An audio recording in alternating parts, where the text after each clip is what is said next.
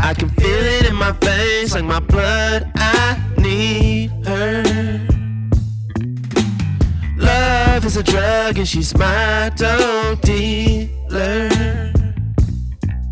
I can feel it in my veins like a blood, I need her.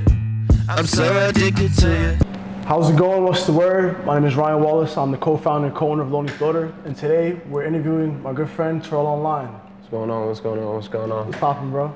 Another day. Yeah. You know, I mean, living life. I'm blessed. Thank you for taking the time to speak with me. Man, thank you for taking the time to speak to me, man. So Terell, please tell us a little bit about yourself.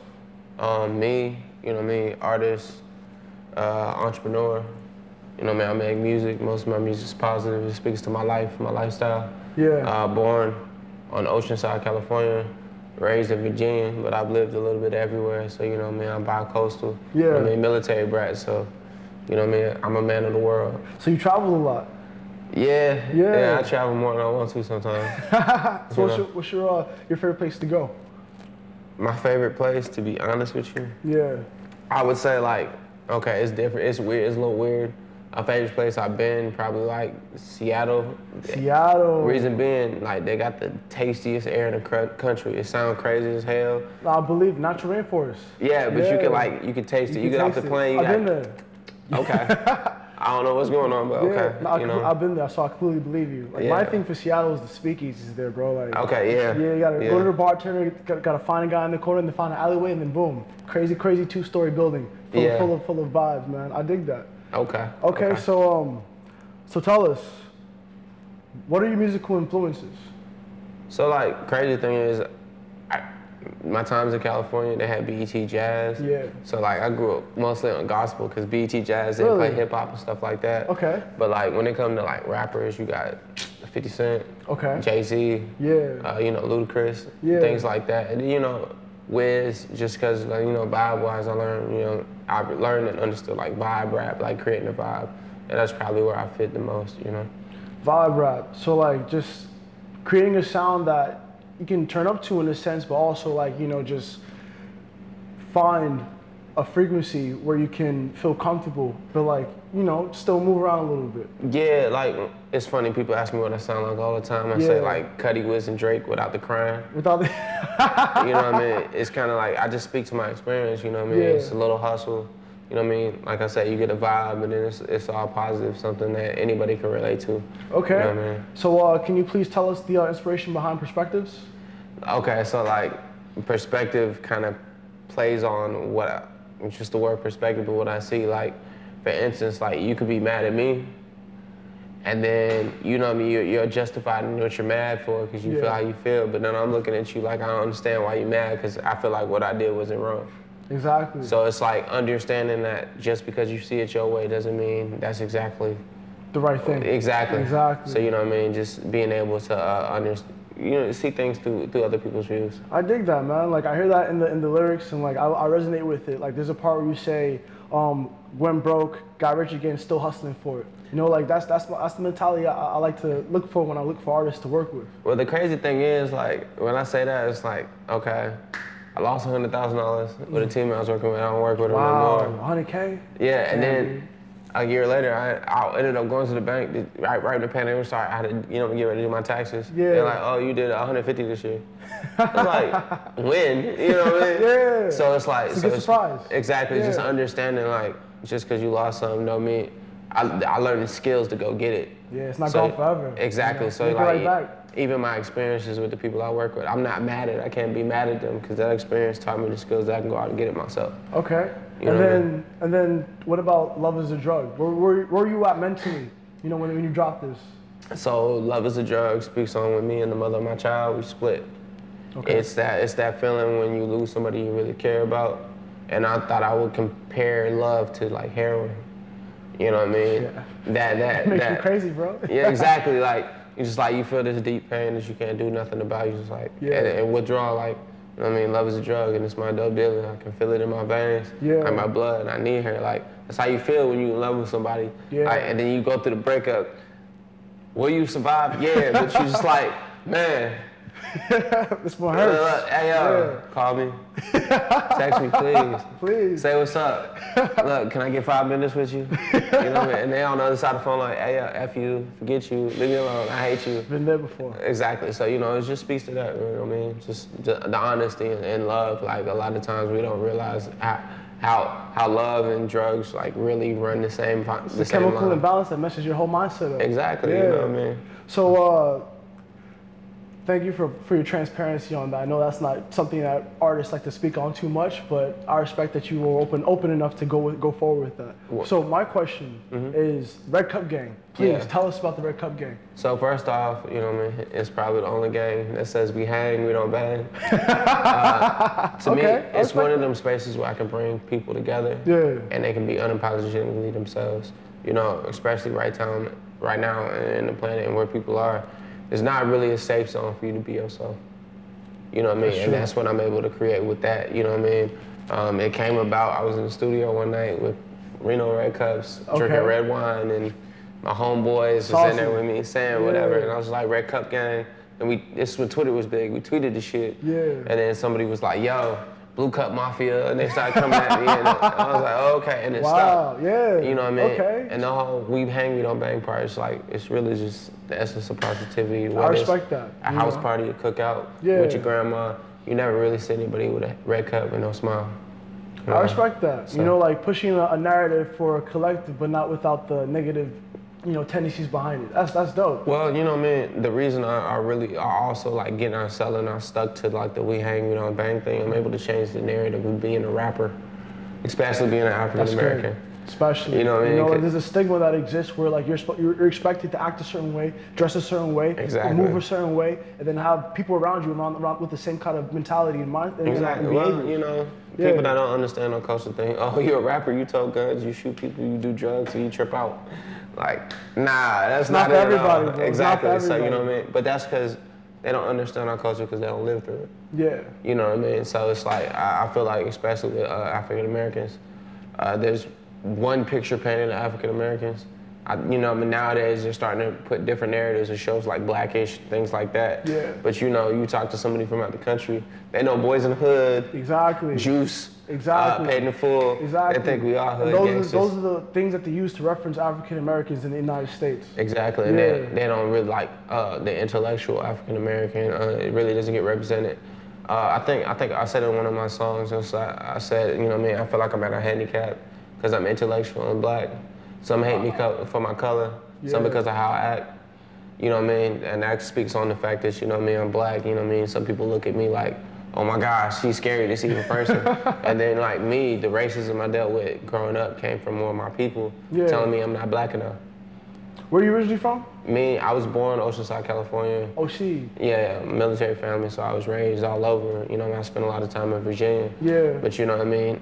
I don't really see people the same because like growing up on bases and things like that, black, white, Puerto Rican, Asian, in the military, you kind of taught, I gotta trust you to shoot somebody to save my life. Your color don't matter. You know what I mean? And so I've been able to see people different, and I've been on both sides of the poverty line. So like, I understand that it's mindset, and it's not necessarily skin color, and it's experience. So I look at people for who they are. That's powerful. You know what I mean? Versus their color. So tell me, if you're with the ability to see past color and look towards people on the inside, who do you make your music for? To be honest with you, I make music for that person who's kind of trying to figure it out. A lot of my songs, I try to speak to experiences that we can't explain. And what I mean by that is like, even like the song Perspective, that's me speaking to the fact that most people, they live so one-dimensional. I see my world. Nobody else's world exists. You know what I mean? And then, you know what I mean, love is a drug, like trying to really explain love in a different way, you know, in a different view. So I really try to speak to experiences and emotions that we normally couldn't explain. Camera 2, camera 1. All right, ready when you are.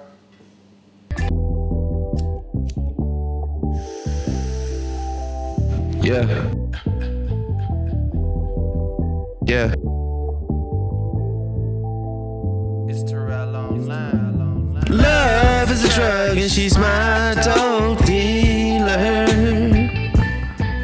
I can feel it in my veins like my blood, I need her. drug and she's my dope dealer. I can feel it in my face like my blood, I need her. I'm so addicted to you. You're the type that I like, from the style of your hair to the glaze in your stare. You got me strung out, and I really don't care. You're that substance in my needle, girl. I used to say I didn't need you, girl, but now I'm sitting here looking crazy. I need a hit of you, girl. Love so dangerous. Love so dangerous. You'll put another before yourself, another before your well, another before your dreams.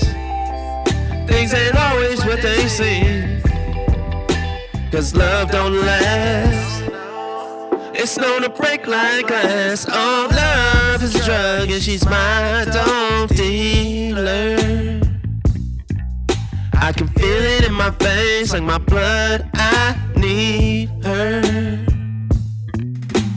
Love is a drug and she's my dope dealer. I can feel it in my face like a nut, I need her. I'm so addicted to you. Took a shot to the face, a shot to my face, a line in my nose, but I still feel this pain. Oh, tell me why you cut me off, girl. Tell me why you cut me off. I stay high to stay numb and drink away my memories. Love is a drug and she's my dope dealer. I can feel it in my face like my blood, I need her. I said love is a drug and she's my dope dealer. I can feel it in my face like my blood, I need her. I'm so addicted to you. Yeah, with the lowly floater. It's your boy Terell Online. Feel it in my face like my blood, I need her. Shrub. Love is a drug and she's my dope dealer. I can feel it in my face like my blood, I need her. I'm so addicted to you.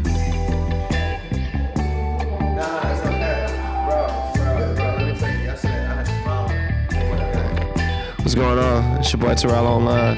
Red Cup Gang, we say we hang, we don't bang. This love is a drug, man. You already know.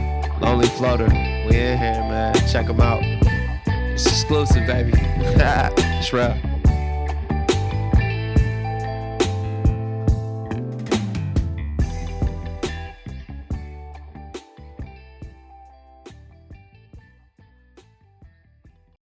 You know what I mean? And it's one of them songs that speaks to just the human experience. Cause like Blooms in the Dark, it's like when you're in that place where you feel like nothing's gonna go right and you can't get out, but you that rose that grows through the concrete in the dark, you know what I mean? So, you know what I mean? It's just speaking to experiences, bro. Wow. So, that's deep. I'm a little lost for words real quick. Wow, that's dope, bro.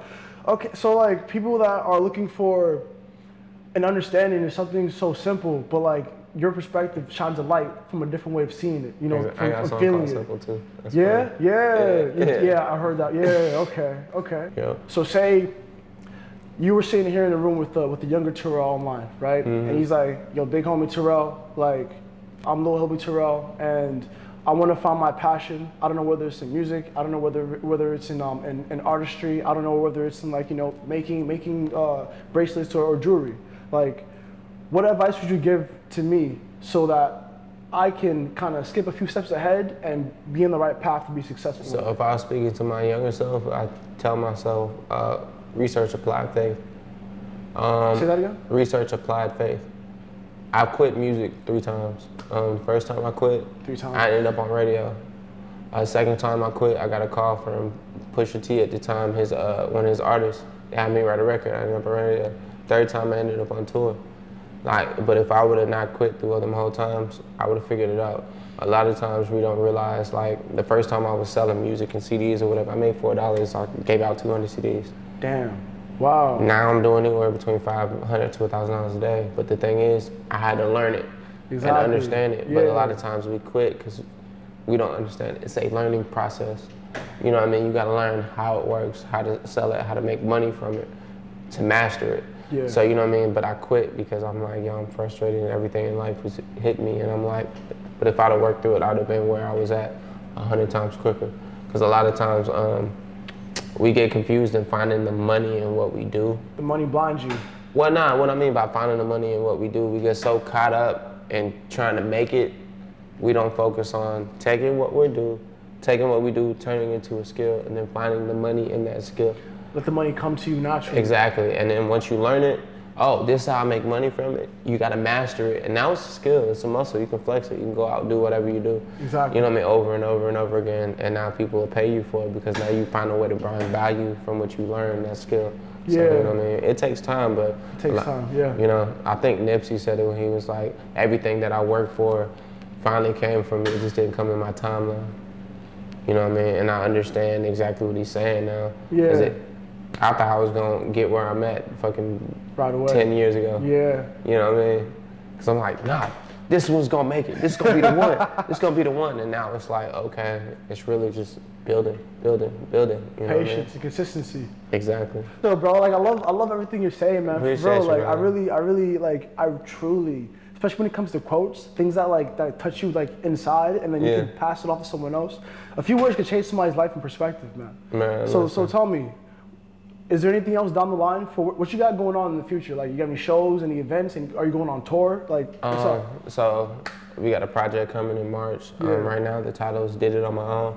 It's basically like me, you know what I mean, kind of speaking to the fact that, yeah, I built it on my own, but it's not Yeah. one-dimensional. I'm trying to get people to understand they can do the same for themselves. Exactly. So that I might end up changing the title to like a one word that just kind of embodies everything. And then I actually leave this Sunday from California, flying back to Virginia. I'm on this Yeah. tour called the On the Run Tour. On the road tour. On the Run. On the run tour. Yeah, Got it. Peter's son, Al Doms, they're actually some artists that are bigger on the East Coast. And, Okay. The first date's in Richmond, Virginia. Richmond, Virginia. Yeah, and then Okay. we're doing Norfolk, Virginia. And then the top of the year, we're supposed to be picking up a whole bunch of dates. So, Nice. you know what I mean? I'm excited about that because like this is where I really get to showcase like everything I've been working for. Because, you know, It's time, bro. yeah, Yeah, no, it's I'm time. excited. Are you? Yeah, of course you're excited. Yeah, I'm I be in excited for rehearsing you. and all that, so it's been good. Like I get to really show off what I've been working for, cause like as well as what I do in the street. Yeah. I'm in here in the gym, rehearsing every morning like 5 a.m. Wow. Like all types of shit. Cause like a lot of people don't understand like discipline What is it everything. takes, yeah. Like and disciplines, it sounds like a lot of the stuff sounds simple as hell. I could just say it and it sounds simple, but like It's what the effort, the consistency, motivation, self-starter, Exactly. aspiration, inspiration, that all comes from inside, bro. And the people you surround yourself with. exactly. Yeah. Oh, you know what I mean? And then also it's a little bit of the fear of not wanting to end up where I was before. Like I was homeless like 2.5, 3 years ago. Wow. I stayed in my Honda CRV for like 8 months. In the Bay Area, I was sleeping outside of In the 24 Bay? Yeah, Damn. 24-hour fitnesses. My car got broken into 4 times, all type of shit. What kept you going? You know what I mean? Not being on my mama couch. Like Not having to go back. I Yeah. had a choice. Grind it out, go back on my mama couch Yeah. and hear her mouth. I'm gonna grind it out. Cause like she not gonna you know what I mean, my parents are both millions, she's not gonna hit me with the it's okay, you try. She would be like, go get a job, get out my house. Go get a job, get out my house. I'm sure she's proud now. Nah, she loved me to death. She Yeah. was like, okay, so she is proud, but it's hard to explain to people what I do. Of course. Like, you know what I mean? Yeah. My mom You just gotta says, show 'em, bro. as long as you're not selling drugs. Cause like when you tell people, you know what I mean, you selling CDs and clothing in 2021, Yeah. and they're like, it's streaming. What you mean? Who buying CDs? Everybody. Everybody. Yeah. Like, you know what I mean? Yeah. But they're like, you know, I've sold 100,000 CDs in the last 2 years. Like, Wow. but That's hustle, bro. it really is just going on every day. You know what I mean? So it's just like, but at the same time, trying to tell somebody that, Yeah. that don't see you on the street, like, you know what I mean? That's what I'm at you. So you've seen the experience. Yeah, exactly. But like, so you could believe it. But most people, they look at you like, you sold what? On the street to people. Exactly. Hey, gotta show them, bro. Exactly. And I saw it. I completely believe in what you do.